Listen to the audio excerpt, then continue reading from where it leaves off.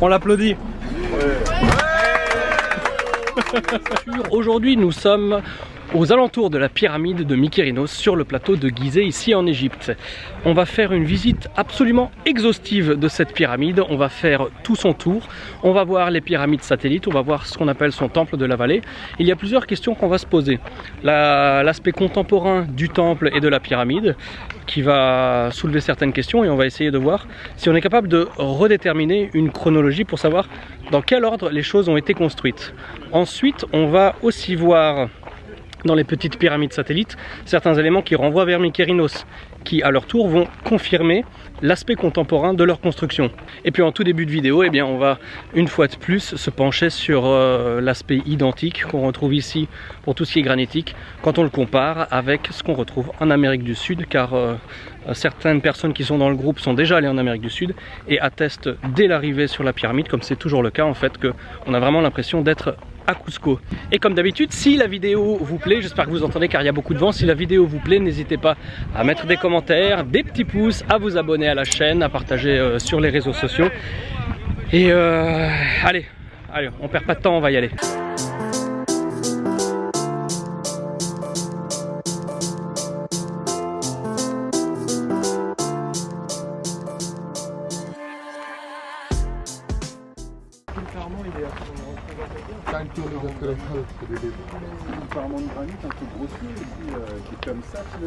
La pyramide de Mykérinos est ma pyramide préférée sur le plateau de Gizeh. Pourquoi? Parce qu'elle présente non pas un intérieur ahurissant comme la grande pyramide, mais parce que les restes de son parement en granit dénotent vraiment avec ses deux grandes sœurs. Dénoter c'est bien, mais il y a tout de même nombre d'autres choses à dire. Comme vous le constatez sur ces images, l'aspect du granit est pour le moins inhabituel sur les constructions d'Égypte ancienne, si bien que l'on se sent facilement transporté à l'autre bout du globe, au Pérou, où le granit semble, je dis bien semble, posséder les mêmes caractéristiques que sur la pyramide de Mykérinos. Pour confirmer ce sentiment, demandons leur avis à ceux qui ont vu les deux pays mythiques. Et toi Georges qui étais au Pérou l'année dernière, quand tu vois ça, est-ce que ça t'inspire quelque chose? Eh bien, on retrouve les mêmes choses exactement à Cusco, dans les rues. À la seule différence qu'elles sont beaucoup plus massives ici, mais au niveau de la construction, au niveau de la forme des pierres, au niveau de la taille, c'est exactement la même chose. Est-ce que tu serais prêt à me rejoindre quand je dis que ceux qui ont fait là ce qu'on a actuellement sous les yeux et ceux qui ont fait le Pérou, ce sont les mêmes à la même époque, avec les mêmes connaissances et les mêmes compétences techniques? Ah, c'est sûr et certain. Parce qu'on voit avec j'ai des photos de Cusco et si on prend des photos d'ici, on peut pas voir la différence. On verra pas la différence, c'est exactement les mêmes constructions. Tu sais ce qu'on va faire pour la chaîne? Tu m'enverras une photo. Oui. Et je vais en prendre une maintenant. Et puis on les... Bon, maintenant ils l'ont vu à l'image, mais, oui. mais on fera un petit truc et puis carrément. On va voir on va essayer de brouiller les pistes et puis on va voir s'ils arrivent à retrouver lequel est d'Égypte et lequel est de Cusco. Carrément, ça me plaît.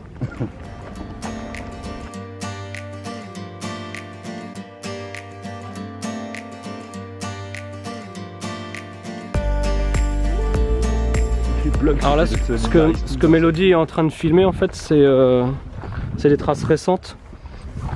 Vous le verrez aussi tout à l'heure à côté de Kefren, en fait c'est le réemploi de ce qui s'est effondré, où on taille un petit peu le granit, on met des morceaux de bois dedans, on les fait gonfler et puis on essaye d'extraire tant bien que mal. Là par exemple aussi ce petit liseré de les casser, on essaye. Moins foncé là, ouais.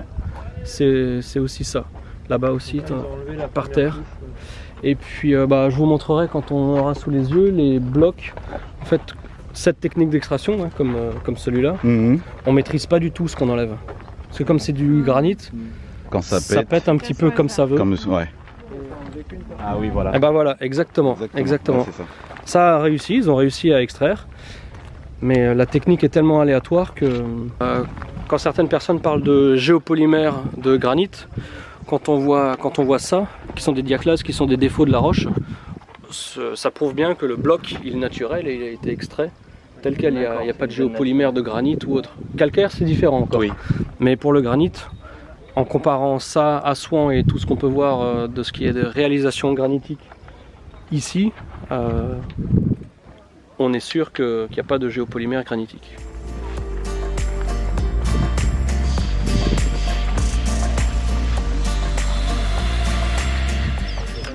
Ah oui, on va descendre parce qu'il y a beaucoup de choses intéressantes là en bas. Oui, oui. Beaucoup.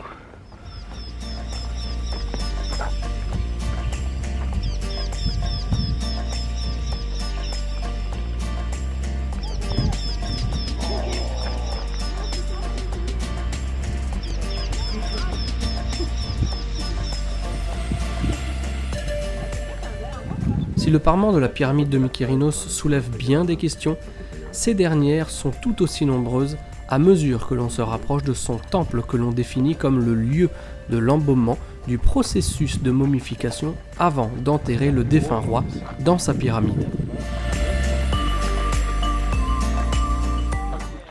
Sur les murs de ce temple, nommé de manière très générique Temple de la Vallée, sont visibles d'incontestables traces d'outils dont les caractéristiques sont issues d'un travail manuel que nous reverrons plus tard dans la vidéo.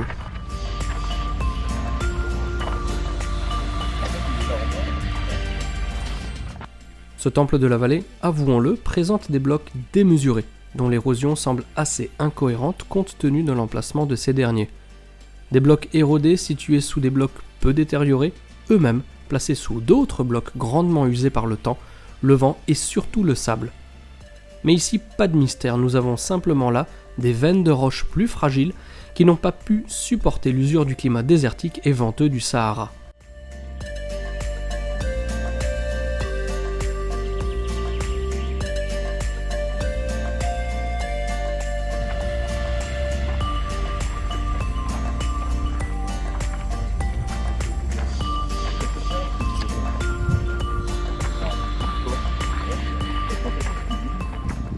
Alors, ce qui serait intéressant de voir, c'est le type de coupe, parce qu'effectivement on a l'impression que c'est un... Les revoici ces coups de burin, ou tout du moins d'outils manuels qui montrent que la taille de ces blocs fut à un moment donné manuelle.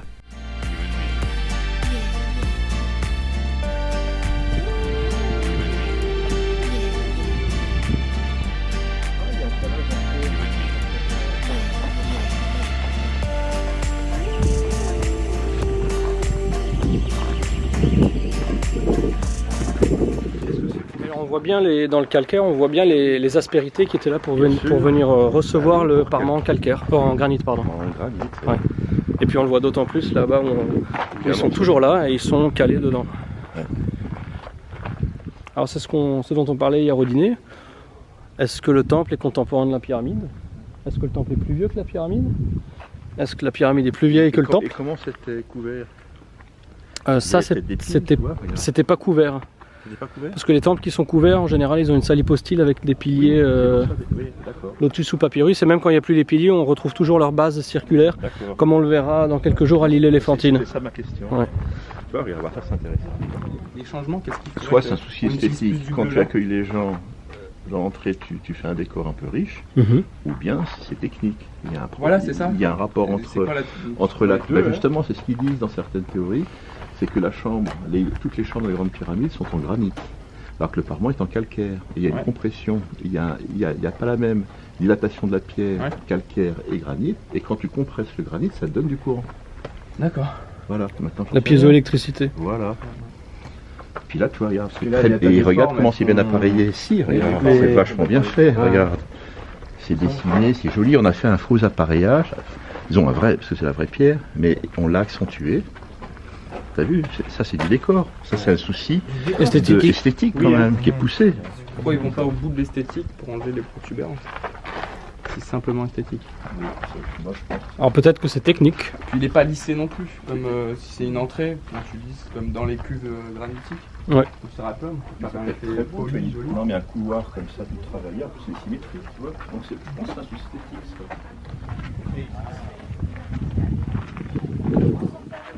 Donc on résume rapidement.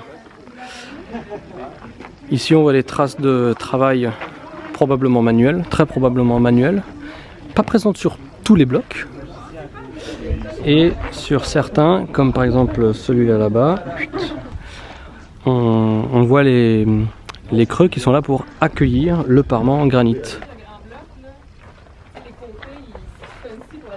Laissez bosser les scientifiques. A priori, ils ont été taillés pour accueillir. Parce que ces petits renfoncements, tu les trouves partout là-bas à l'intérieur, sur le reste du pourtour en calcaire. Donc, du coup, ça voudrait dire qu'ils ont renforcé le bas de ces murs-là où tout était comme ça. Ça, c'est ce dont on parlait avant avec André, en fait. Est-ce que c'est technique ou esthétique? C'est pas terminé. Ou la pierre à pousser. Ah, oui. Ce qu'on disait avant avec Jocelyn, si c'était esthétique, pourquoi est-ce qu'ils n'ont pas tout recouvert? Mais c'était peut-être tout recouvert, il ne reste plus que ça. Ça veut dire que là, on aurait des blocs granitiques plus grands, Non. qui s'enfoncent, et les autres qui se collent juste. Ben non, regarde. Mais Oui, mais Mais ça continue jusqu'au bout. Oui, mais ça veut dire que les blocs, au bout d'un moment, ils ont été raccourcis parce que là, ils s'enfoncent pas dans le calcaire. Non mais André ici, regarde comment le bloc est tout croche. Oui, mais c'est pas ça. Regarde, il manque une partie. Tu vois, le mec, il est plus long. Et souvent, tu avais des décalages. Un trou avec des faisant des. Après cette immersion dans le temple, il est temps de retourner au pied de la pyramide pour en découvrir sa face est. La blanche là, en fait. Non, la grande pierre. Ah non, En trapèze. mais en fait tout ça, moi je te parlais de la pierre. C'est pas inachevé. Là avec la tache noire. C'était voulu comme ça et ils l'ont terminé. Parce que sinon, on ne retrouverait pas de chaque côté de la pyramide juste cette petite partie qui est la même à chaque fois et qui est rasée. Il y a beaucoup de questions qui sont éludées.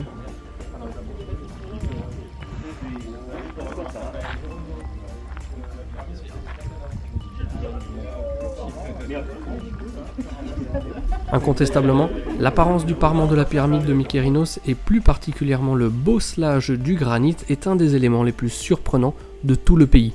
Alors, pierre moulée ou travail abrasif? Oui, là aussi on voit le calcaire formé pour accueillir le parement. Ouais, mais moi je vois mal mais ce serait des bons blocs. Mais tu vois, regarde, tu as des blocs comme ça que tu retrouves. Et bah tu les utilises, tu fais une terrasse. Ouais, mais tu vas pas chercher midi à 14h. Non, mais je comprends ton.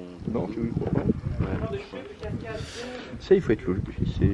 Ouais, mais notre logique à nous n'est pas toujours très. Oui, mais dans l'architecture, c'est toujours de l'économie et du pratique. Monsieur qui a fait le livre là, ton livre, il faudrait qu'il. Jean Usniard. Oui, pour comment il conçoit les espèces de petits ergots pour le transport ou la mise en place des pierres. Tu vois? Parce que moi, je n'ai pas compris comment ça fonctionnait. Après la face est, c'est au tour de la face sud de nous accueillir en révélant 3 pyramides secondaires, qu'on l'on appelle habituellement pyramides satellites, faisant du plateau de Gizeh une incroyable collection de 9 pyramides. Les 3 grandes connues, les 3 annexes de la pyramide de celui que l'on appelle en égyptien Menkaura, et les 3 secondaires des reines et ou des filles de Khéops, le pharaon Khufu.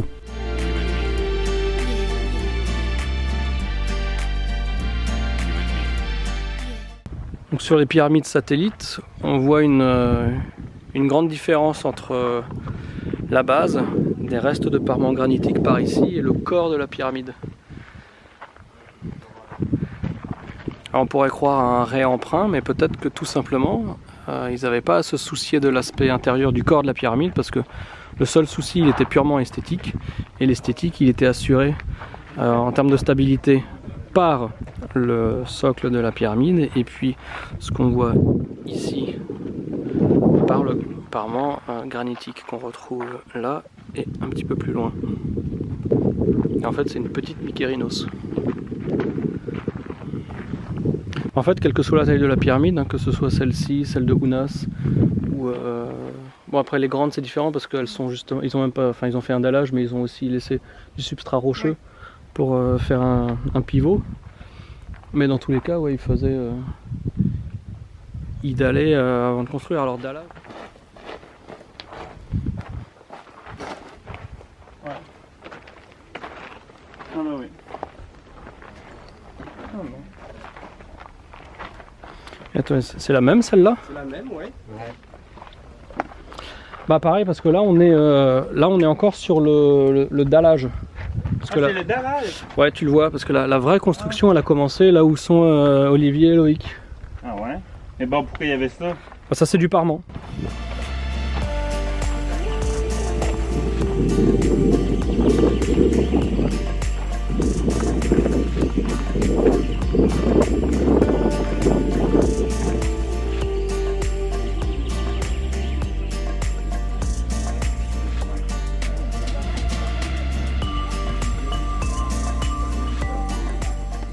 Donc oui, comme on disait, si le temple qui est collé à Mykérinos est plus récent, qui est composé de gros mégalithes très érodés, ça veut dire que cette pyramide est plus récente elle aussi.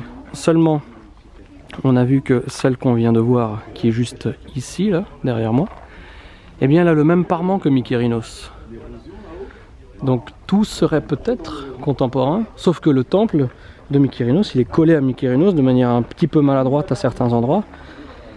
Et ça nous ferait juste là-bas penser que le temple est plus récent, sauf que ici, bah, tout ça, ça se contredit. Il est toujours difficile de vraiment se rendre compte de la taille des différentes pyramides de Gizeh. Pour ce faire, nous procéderons un peu à l'envers avec ces images. Regardez la taille tout à fait respectable de la pyramide à côté de laquelle nous nous trouvons ici. Il n'y a pas à rougir, loin de là. Et bien maintenant, regardez la différence lorsque l'on est capable de déterminer l'échelle de la pyramide de Mykérinos, qui est pourtant plus petite que ses deux grandes sœurs. Je rappelle que la pyramide de Menkaura c'était 65 mètres de haut pour 105 mètres de côté, loin, très loin derrière Khéops et ses 146 mètres de hauteur sur 230 de côté. Pourtant ici les hommes sont déjà des toutes petites fourmis face à cet immense édifice, et c'est sur ces images que la vidéo va approcher, pas à pas, de la fin.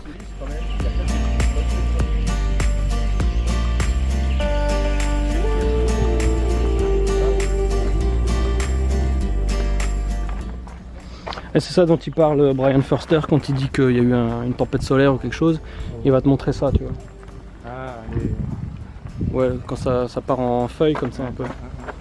Alors que ça c'est juste le granit qui se délite avec... Il y en a qui assimilent ça au géopolymère. Hein. Le fait que ça s'éclate en stries comme ça. Voilà, j'espère que cette visite de la pyramide de Mykérinos vous a plu. Si c'est le cas, comme d'hab, ils vous voient pas hein, parce que les mecs ils font salut derrière la caméra pensant qu'ils vont passer sur YouTube. Donc si la vidéo vous a plu, oui, comme d'habitude, n'hésitez pas à partager, à vous abonner à la chaîne. Et puis maintenant on va partir vers Kefren et ce sera l'objet d'une prochaine vidéo. Allez, à bientôt. Ah.